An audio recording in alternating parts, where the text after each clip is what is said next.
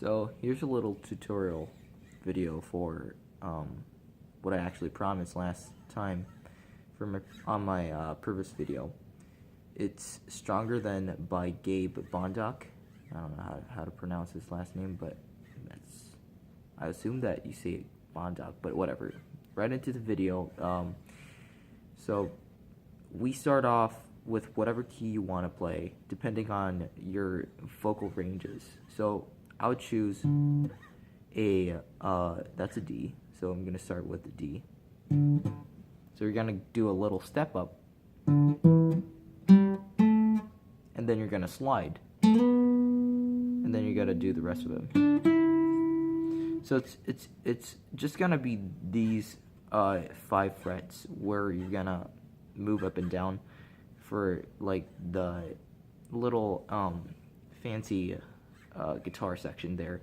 You're going to do a step up, next string, and then you're going to slide it up to the 9th fret for me, because I started at 5th fret. So 5, 5, 7, 5, 7, 9, 7, 9. Alright, hopefully you got that from by just looking at my fingers.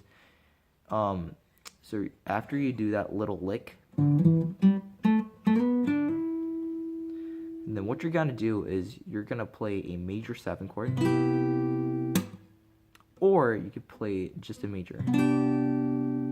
Either way works, but just make sure that you guys hit the right bass line, which in this case is gonna be the let me think here, A, B, B sharp,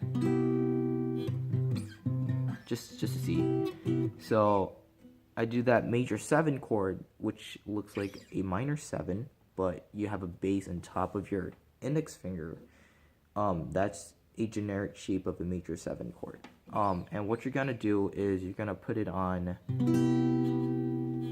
like that. So that's the bass line is on the 8th fret of the whole chord you're holding on to.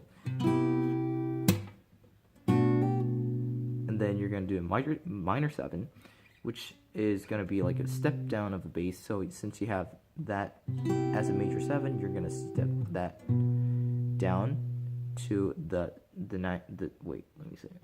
7th fret, and then you're going to cover it.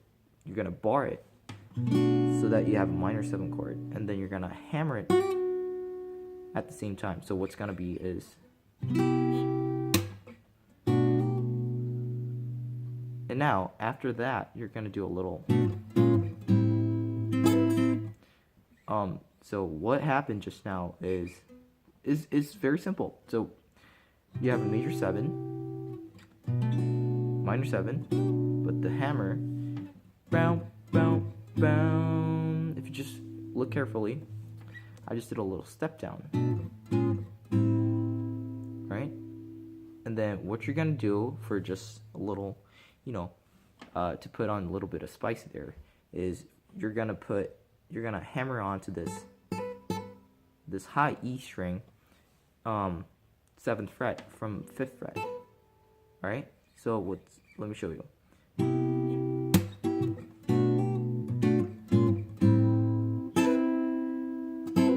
When you hit that last string, make sure that you pluck all the strings down there, right? And then you're gonna quickly move on to the next chord, which is gonna be a diminished chord. This is one of my favorite chords because you can use it very anytime when you want for like jazzy chord progressions. Let's say we have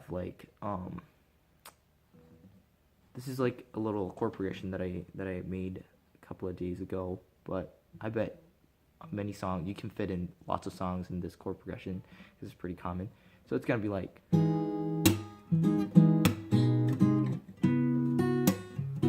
right? If you hear that step down, you can see that you can hear, and I've been using, and I use this minor diminished chord right before I dived into that major 7 chord. So it could be a right. That bass line is pretty generic. That's I don't know. Is that a 2-5-1? I think that's a 2-5-1. But here, so and then I just put a little diminished chord in between, so that it sounds very very fancy to say. So it's gonna be a minor, something like that. And what Gabe Bondoc uses in this song is the diminished chord, but he uses a different fingering style, which is pretty much the same thing. It really depends on your preference. I don't know. I kind of got used to the shape of my finger, but you can also do this. This is basically just barring the 4th fret and putting your middle finger and your ring finger on the next fret, 5th string, the A string and the G string. Yeah. So that's a little diminished chord. So all together.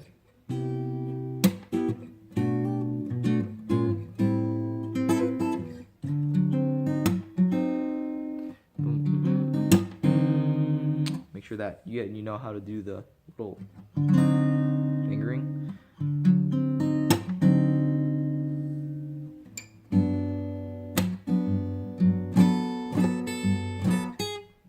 And that's a little, that's a major 7 chord for the ending.